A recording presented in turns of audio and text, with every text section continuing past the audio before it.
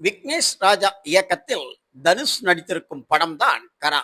April 30ஆம் தேதி இன்று வெளிவந்த நிலையில் இந்த படத்தில் அவருக்கு ஜோடியாக மமிதா பைஜுவும் உடன் ஜெயராம், கருணாஸ், KS ரவிக்குமார், சுராஜ், வெஞ்சார்டு போன்றவர்கள் நடித்திருக்கும் இந்த படத்திற்கு இசை GV பிரகாஷ். 1991 ராமநாதபுரத்தை பின்னணியாக கொண்ட இந்த படம் பேங்க் லோன் சம்பந்தப்பட்ட படம்.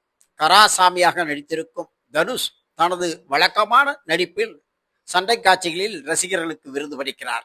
என்றாலும் கதை பழைய கதை, அரைச்ச மாவே.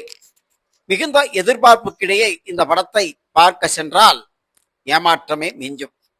ஏற்கனவே வந்த பழைய கதைகள் பாணியில் இருக்கும் இந்த படம் விக்னேஷ் ராஜாவா இயக்கியிருக்கிறார் என்ற ஒரு கேள்வியை ஏற்படுத்தியிருக்கிறது. போர்த்தொழில் போன்ற படங்களை இயக்கியிருக்கும் விக்னேஷ் ராஜாவிடம் இருந்து வித்தியாசமான கதையை எதிர்பார்த்த சூழலில் கரா ஏற்கனவே வந்த பழைய கதைகள் மாடலிலே இருப்பதால் அரைத்த பாபு.